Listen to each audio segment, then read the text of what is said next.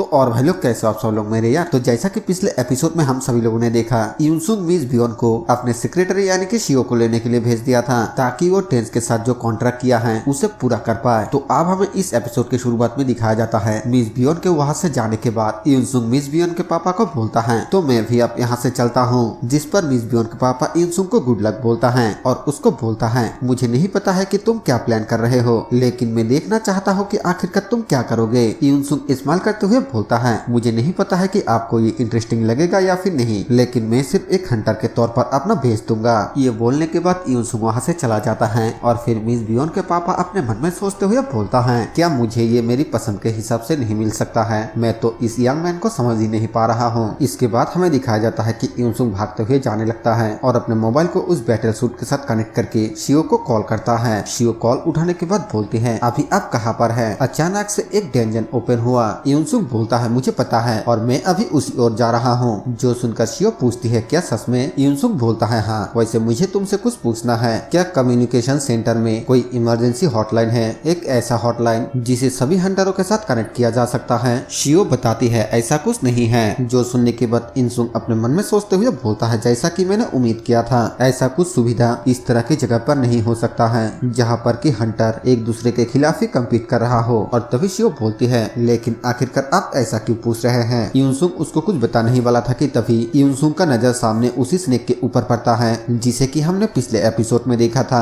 हमें उन दोनों हंटर को भी दिखाया जाता है जो कि उस स्नेक के साथ फाइट करते करते काफी ज्यादा जख्मी हो गया है। वो लाल बालों वाला हंटर बोलता है धत्तरी की उम्मीद के मुताबिक इस तरह के वेपन के साथ भी हम उसको बिल्कुल भी नहीं मार पाए। और तभी वो सफेद बालों वाला हंटर सामने की ओर देखते हुए बोलता है एक मिनट, आखिरकार वो कौन है। हमें दिखाया जाता है कि वो यूनसुंग होता है जो कि जाम करते हुए उस स्नेक की तरफ आने लगता है और वो स्नेक भी यूनसुंग को अपने तरफ आते हुए देखकर गुर्राते हुए यूनसुंग के ऊपर अटैक कर देता है। लेकिन तभी यूनसुंग अपने सूट में से एक तलवार को बाहर निकालता है और उसके अंदर अपने ऑरा को डालकर एक ही स्लैश में उस स्नेक को फाड़ देता है। और ये देखकर वो दोनों हंटर ही बहुत ही ज्यादा हैरान हो जाता है। सफेद बालों वाला हंटर बोलता है माय गॉड ये स्किल। लाल बालों वाला हंटर बोलता है शॉर्ट ऑरा, आखिरकार उसने इस तरह के लेजेंडरी स्किल कैसे सीखा। हमें पीछे और कुछ लोगों को दिखाया जाता है जो कि यूनसुंग को देखकर बोलता है वो तो बहुत ही ज्यादा ताकतवर है। एक दूसरा बंदा बोलता है मैंने सुना है कि उसने डेडली फोर में से एक को मारा, वो फेम के लिए जीता है। शियो यूनसुंग से पूछती है क्या कुछ हुआ है। यूनसुंग बोलता है नहीं कुछ भी नहीं। फिर यूनसुंग शियो को कुछ बताता है जो सुनकर शियो हैरानी के साथ बोलती है आखिरकार यह किस तरह के बकवास है, रुको है। लेकिन तब तक शायद से यूनसुंग कॉल को कट कर देता है और फिर उन दोनों हंटर की तरफ घूमकर देखने लगता है। और वो दोनों हंटर जब यूनसुंग को देखता है कि ये यूनसुंग है तब वो दोनों बहुत ही ज्यादा शॉक हो जाता है। लाल बालों वाला हंटर दूसरे हंटर से पूछता है क्या तुम कुछ कहना चाहते हो। सफेद बालों वाला हंटर बोलता है वो सबसे बेस्ट हंटर में से एक है, क्या हमें उसके साथ ग्रुप बनाना नहीं चाहिए। लाल बालों वाला हंटर बोलता है नहीं, अब हमें यहाँ से जाना चाहिए। पूरे सिटी में फैले हुए मॉन्स्टर को हंट करने के लिए हमें भी चारों ओर फैल जाना चाहिए। वो दूसरा बंदा बोलता है ठीक है तुम गलत नहीं हो। फिर वो लाल बालों वाला हंटर यूनसुंग की तरफ हाथ हिलाते हुए बोलता है हे हमें बचाने के लिए तुम्हारा शुक्रिया, तो हम अब यहाँ से जाने वाले हैं। लेकिन यूनसुंग उन दोनों के बातों का कोई भी जवाब नहीं देता है, जो देखकर वो दोनों आपस में बात करते हुए बोलता है उसने तो कुछ भी नहीं कहा, शायद वो चाइनीज नहीं बोल सकता है। लेकिन तभी हमें दिखाया जाता है कि यूनसुंग बहुत ही तेजी के साथ उन दोनों की तरफ भागते हुए आने लगता है, जो देखकर वो दोनों घबराते हुए बोलता है हे आखिरकार तुम क्या करने की कोशिश कर रहे हो। यूनसुंग एक बहुत ही खतरनाक लुक देकर उन दोनों की तरफ अपना हाथ बढ़ाने लगता है और वो दोनों ये देखकर डर के मारे चीखने लगता है। लेकिन तभी यहाँ से सीन चेंज होकर हमें मिस बियोन को दिखाया जाता है, जहाँ पर हमें दिखाया जाता है कि मिस बियोन शियो को लेकर आ रही होती है। लेकिन वो दोनों एक दूसरे के साथ बिल्कुल भी बात नहीं कर रही होती है। फिर हमें दिखाया जाता है कि थोड़ी देर बाद शियो बोलती है मुझे तो कुछ भी समझ में नहीं आ रही है, मिस यंग बियोन से राइट लेकर मुझे उस लोकेशन पर पहुंचना है, लेकिन आखिरकार क्यों। ओ यूनसुंग एसएसआई जहाँ पर है मुझे वहाँ पर क्यों जाना चाहिए, क्या ये थोड़ा अजीब नहीं है। इस इमरजेंसी सिचुएशन में क्या मेरे जैसे कमजोर किसी का जरूरत हो सकता है। और तभी मिस बियोन एक खतरनाक तरीके से गाड़ी को टर्न लेता है जिसके वजह से शियो बहुत ही ज्यादा घबरा जाती है।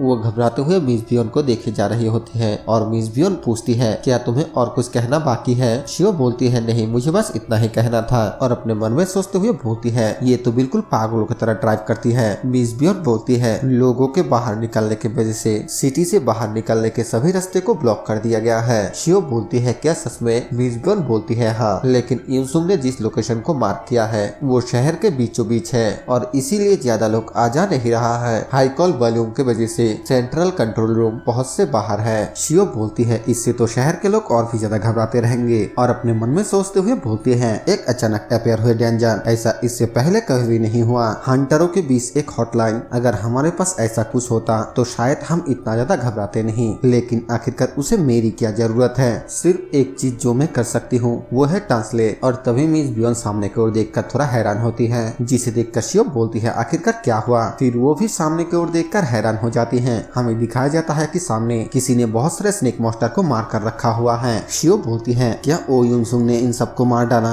मिस बियॉन बोलती है उम्मीद के मुताबिक ये बहुत ही अमेजिंग है। फिर वो दोनों उन मॉन्स्टर के पास आकर गाड़ी को रोक के गाड़ी से बाहर आता है और बोलती है उसने इतने कम समय में इतने सारे मॉन्स्टरों को हंट किया। और शियो अपने फोन में युनसुंग के लोकेशन को देखने लगती है और उसको मालूम पड़ती है कि वो छत के ऊपर है। हमें युनसुंग को छत के ऊपर दिखाया जाता है और थोड़ी देर बाद वो दोनों भी वहाँ पर पहुँच जाती है। युनसुंग बोलता है तो तुम आ गए। शियो बोलती है आप क्या कर रहे हैं, आपने मुझे यहाँ पर आने के सिवा और कुछ भी नहीं बताया। लेकिन जब युनसुंग शियो की तरफ घूमकर देखता है तो शियो देखती है कि वो काफी ज्यादा घायल है। वो बहुत ही ज्यादा परेशान होते हुए बोलती है क्या आप ठीक है, आखिरकार आपके साथ क्या हुआ। और अपने मन में सोचते हुए बोलती है उसे देखकर ऐसा लग रहा है जैसे कि उसके कोर एनर्जी पूरी तरीके से एग्जॉस्ट हो चुका है। युनसुंग अपने खून पोंछते हुए बोलता है ये कुछ भी नहीं है, मैं बस सिटी के लेआउट को याद करने की कोशिश कर रहा था। शियो अपने मन में बोलती है सिटी के लेआउट, आखिरकार क्यों। नहीं, ये वक्त ये सोचने का बिल्कुल भी नहीं है। फिर वो युनसुंग से पूछती है ठीक है तो आप मुझे क्या करना चाहिए। और अपने मन में बोलती है अगर मैं उसके साथ बहस किया तो फिर सिर्फ वक्त की बर्बादी होगी। हमें युनसुंग को दिखाया जाता है जो कि हल्का सा मुस्कुराता है और फिर शियो की तरफ अपना हाथ आगे करते हुए बोलता है इसे लो। शियो पूछती है आखिरकार ये क्या है। हमें दिखाया जाता है कि युनसुंग शियो को अपना ऑरा देने लगता है, जो देखकर शियो हैरानी के साथ बोलती है ये तो ऑरा थ्रेड है और ये सभी कहीं न कहीं जुड़े हुए हैं। 10 नहीं, ये तो कम से कम 20 है, तो इसका मतलब। और तभी मिस बियॉन युनसुंग को बोलती है ओ युनसुंग क्या जो मैं सोच रही हूँ ये वही है। युनसुंग बोलता है हाँ, ये साइलेंट साउंड स्पॉट का एक और वेरिएंट है जो तुम्हारे फादर ने मुझे दिखाया था। शियो बोलती है साइलेंट साउंड स्पॉट, तो ये सच में वही है। युनसुंग बोलता है बिल्कुल, पूरे शहर में मैं जितने भी हंटरों से मिला हुआ हूँ वो सभी उन ऑरा थ्रेड के साथ जुड़ा हुआ है जो तुम्हारे हाथ में है। शियो हैरानी के साथ अपने मन में सोचते हुए बोलती है क्या